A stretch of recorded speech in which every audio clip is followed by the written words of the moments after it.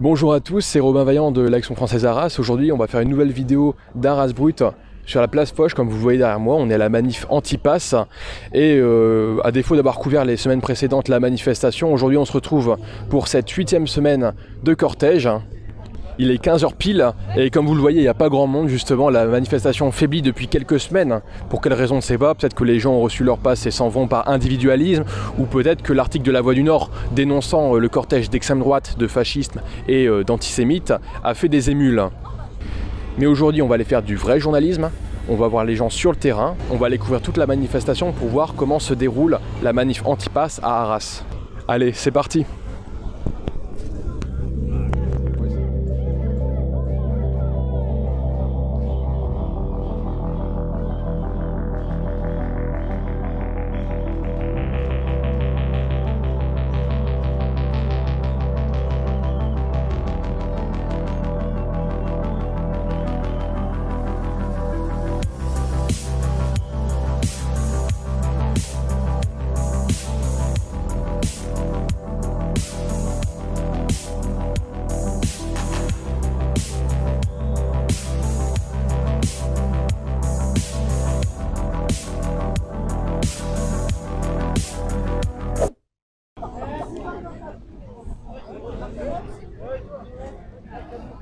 Donc là, à mon avis, le rassemblement a atteint son maximum de personnes, donc avec un petit quart d'heure de retard.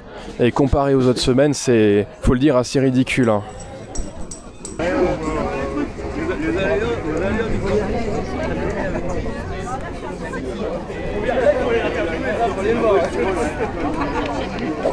Bon bah je me retrouve avec Marcelin, un des manifestants du cortège, qui nous montre une pancarte assez originale. Donc voilà, climat, anti-pass, même combat.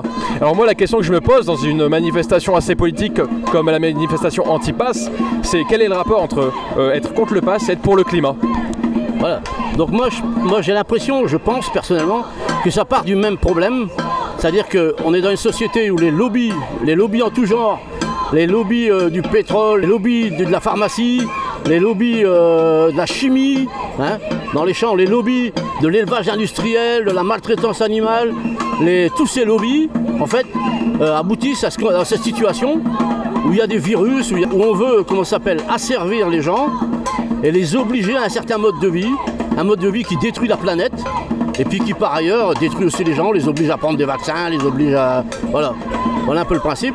Et concernant le climat, bon ben, c'est quand même un problème important. On peut pas aujourd'hui l'ignorer. Hein.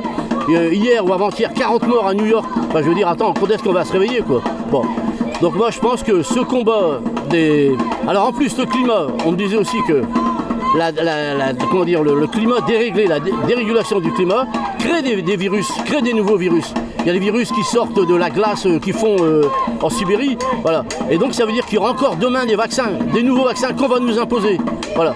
Donc l'idée c'est de dire, on est face à des lobbies en tout genre qui veulent nous imposer un mode de vie qu'on doit refuser. Et l'anti-pass c'est ça. Je pense que Macron, quand il fait un pass, c'est en fait pour rendre service au lobby, pour obliger les gens à acheter des vaccins, voilà, pour obliger les gens à se vacciner.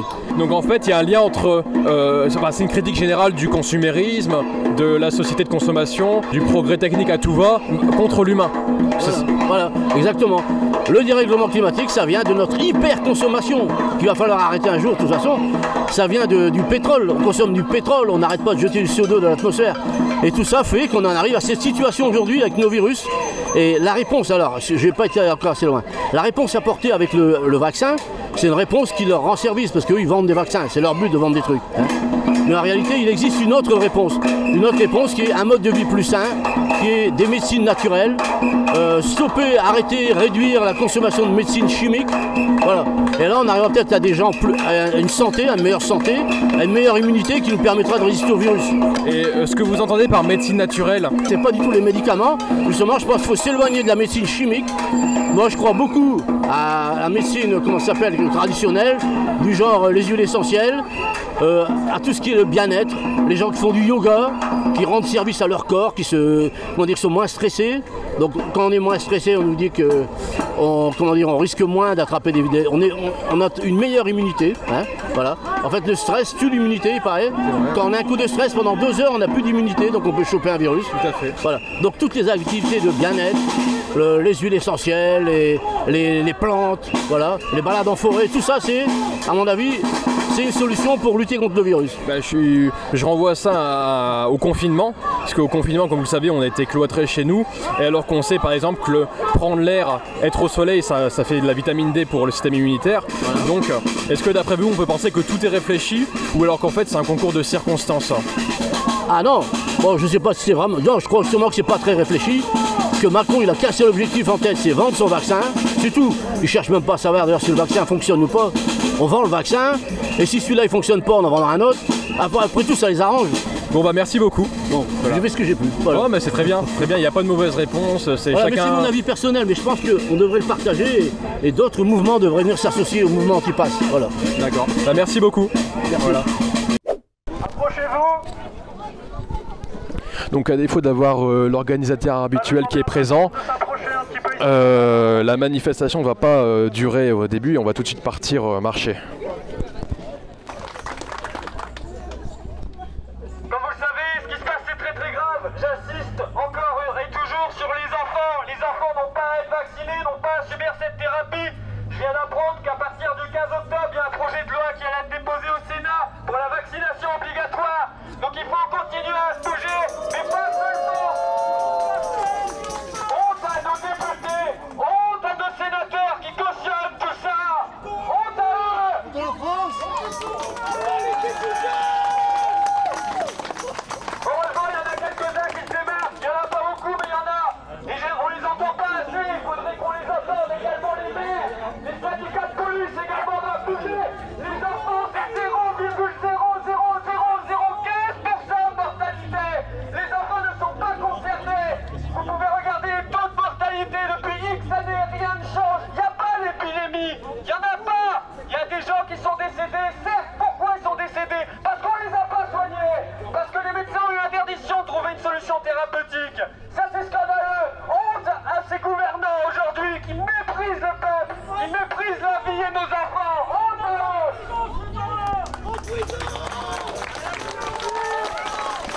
Voilà, j'essaye de prendre un petit peu avec ma tête, ce qui est pas mal au lieu d'avoir un caméraman. Donc comme vous le voyez, bon, il y a quand même des prises de parole.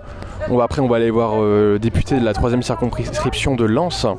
Et sinon pour vous dire, on retrouve les types sociologiques politiques classiques, à savoir bon, des apolitiques d'étiquette qui dirigent la manif forcément et qui doivent ménager la chèvre le chou entre justement une gauche type LFI qui est là justement par libertarisme parce qu'elle n'a pas envie de perdre sa liberté. On a même croisé d'une fois quelqu'un de la LGBT qui était là pour sa liberté sexuelle. Ensuite, d'autre part, on a des gens de droite souverainistes, et également nous forcément, qui sommes avec notre banderole, nos fumis et notre mégaphone. Et pour finir, une meute de lambda, j'ai envie de dire, teintée de gilet jaunisme, ou alors tout simplement préoccupée par les impossibilités de la vie de tous les jours qui sont interdites par le pass. Donc voilà, on va faire un petit tour des pancartes parce que parfois c'est bien marrant. Donc voilà, le cortège démarre. Donc la formation de la manif est assez spéciale ici puisque nous avons d'abord les femmes et les enfants qui sont volontairement mises en tête de cortège pour montrer un signe de tolérance, de non-hostilité. Enfin bref, afin de ne pas montrer que... bon ça c'est la banderole qui essaye de passer devant. Hop. Là on voit tout le monde avec des drapeaux français. Et puis derrière on a les lambdas avec leurs diverses pancartes, leurs diverses sensibilités. Donc comme toutes les semaines, voilà, le cortège s'élance vers le centre-ville grosso modo parce qu'on a été relégué, comme vous l'avez vu, au niveau de la gare. Car en effet, lors des semaines précédentes, il faut constater quand même que les gens qui étaient assis aux terrasses aimaient bien nous faire des petits doigts d'honneur, des bras d'honneur et nous invectiver. Ce qui n'a pas plu forcément aux manifestants. Et bien sûr, c'est nous qui portons le chapeau, c'est nous qui sommes coupables, comme d'habitude. Donc voilà, on est sur les boulevards et on peut voir que la banderole a pris la tête. Une banderole toute simple, le vent souffle et tout le monde se range derrière. Il n'y a rien d'exceptionnel ici, on prend les mêmes slogans que partout en France, liberté, le pass ne passera pas, et pour l'instant tout se déroule comme convenu ici.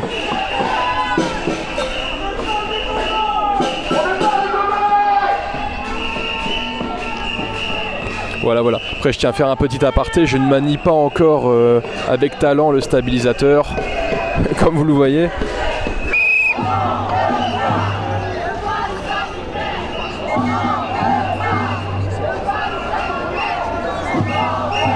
Merci les policiers, merci beaucoup.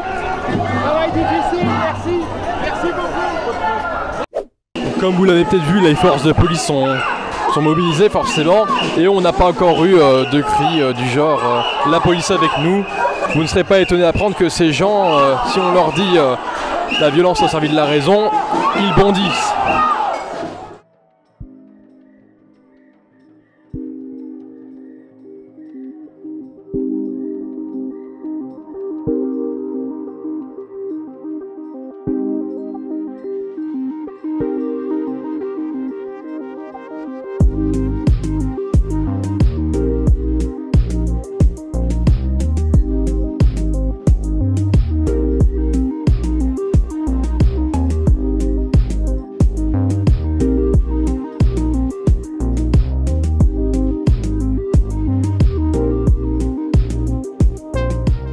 Puisque je rappelle qu'en fait, avoir des femmes et des enfants devant, c'est bien beau, mais souvent ça faisait outrancier, les gens étaient choqués justement de cette utilisation et de ce détournement.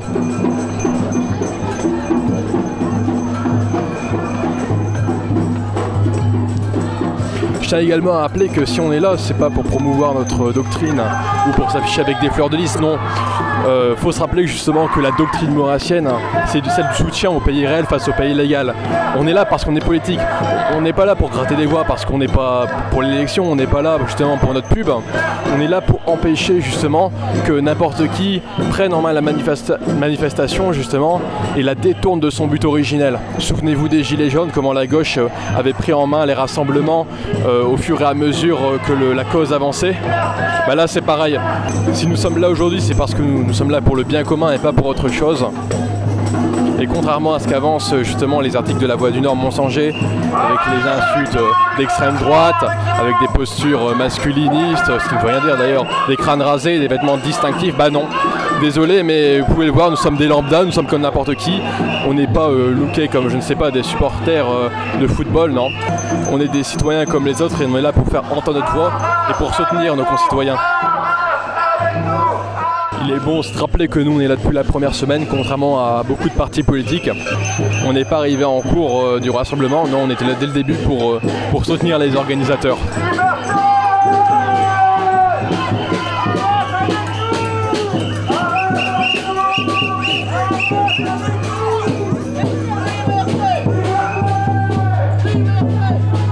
Voilà, comme vous voyez, on est devant l'hôtel de Guines et on se précipite vers la place du théâtre. Voilà, en plus on arrive devant la rue Maximilien Robespierre, si c'est pas fantastique. Comme vous vous en doutez évidemment, il y a la maison natale de l'incorruptible.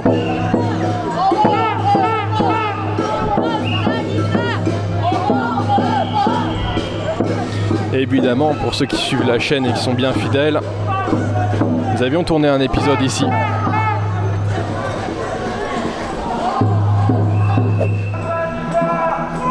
Pour ceux qui ne savent pas aussi, une tranche de la vie politique d'Arras est passée ici il y a quelques semaines, puisque, toujours rapporté par La Voix du Nord, une femme avait repéré des nazis d'extrême droite dans le cortège et donc avait stoppé la manifestation. De fait, notre banderole était 50 mètres plus loin et puis il y avait un trou entre deux. Comme vous vous en doutez, c'était bien sûr une énième élucubration de la gauche qui ne sait toujours pas faire la différence entre des saluts nazis et des points levés. Et au final, malgré l'hystérie ambiante, bizarrement le cortège est revenu vers nous. Certains venaient même s'excuser, ils avaient cru à un quiproquo. Comme quoi, comme d'habitude, la gauche elle est prête à mentir, à inventer pour nous décrédibiliser. On arrive au croisement de la rue de Lansorne, avec forcément le Beffroi et le palais des États d'Artois. Et je vous attire sur un point de la rhétorique de cette manifestation qui là va s'arrêter pour faire un sit-in. Et il faut constater que le cri de guerre liberté est purement réactionnaire. Constater que là il réclame la liberté de 1789 qui était complètement faussée puisque nous ce que nous prenons c'est les libertés avec un S qui était symbolisé comme vous l'avez vu par le palais des États d'Artois. Et il faut se rendre compte que la plupart des gens qui sont ici ne sont même pas là pour un combat collectif, pour le bien commun ou pour l'autre. Ils sont là pour leur liberté individuelle. En fait, les gens veulent continuer à jouir avec cette liberté libertaire de mai 68 parce qu'ils ont peur de cette liberté sécuritaire qui est en train d'advenir.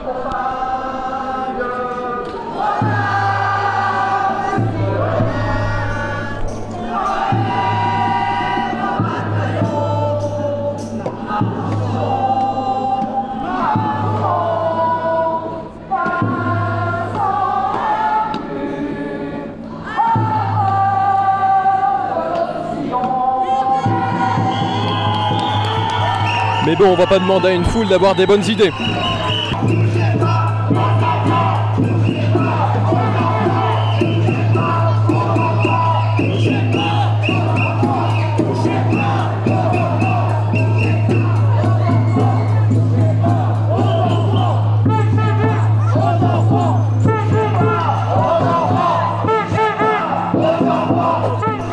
Voilà, donc je suis avec Ambroise, qui est un passant dans la rue, tout simplement. On est hors du cortège, et bien justement, je te pose la question, qu'est-ce que tu penses de tout ça? Bah alors moi je trouve que vraiment c'est un petit peu trop toutes ces manifestations, tout ça. Parce que le vaccin, c'est pour notre santé, c'est pour la santé de tous, pour les personnes âgées et pour les plus jeunes. Et donc du coup, je vois pas trop pourquoi tous ces gens s'y opposent, par prétexte qu'ils savent pas ce qu'il y a dans le vaccin, etc. Mais voilà. C'est tout ce que j'ai à dire dessus. Et sur le pass, qu'est-ce que tu en penses? Moi je pense que c'est une bonne chose parce que ça permet de tous nous protéger et d'être tous en sécurité pour après retrouver une vie normale. D'accord. Et si personne se vaccine, s'il n'y a pas de changement et que si tous ces gens continuent à manifester et à ne rien faire, on ne bougera jamais de cette situation et puis on ne retrouvera jamais une vie normale. Je trouve que le vaccin c'est un peu la seule issue. D'accord. Bon merci beaucoup. De rien, bonne journée. Voilà. Hop. Là on s'est arrêté au carrefour. Petit instant boomer.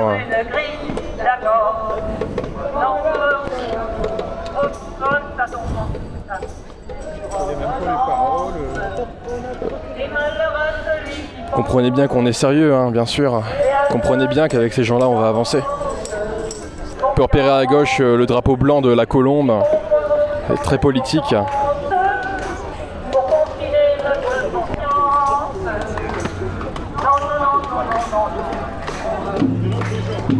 Avec les tambourins, c'est reparti.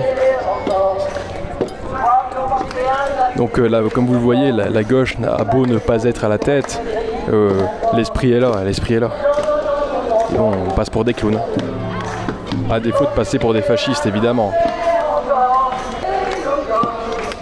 Passer nos vies sur une grille, d'accord.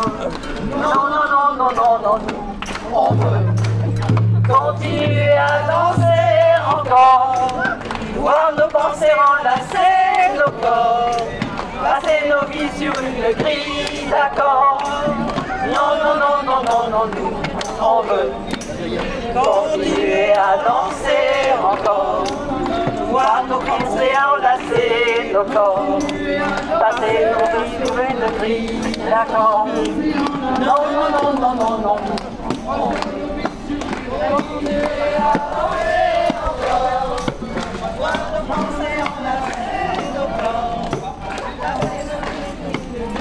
Donc vous l'entendez sûrement pas au micro, mais la musique passe en boucle derrière. Et bon, il doit y avoir 4 temps de différence entre le chant et la bande son.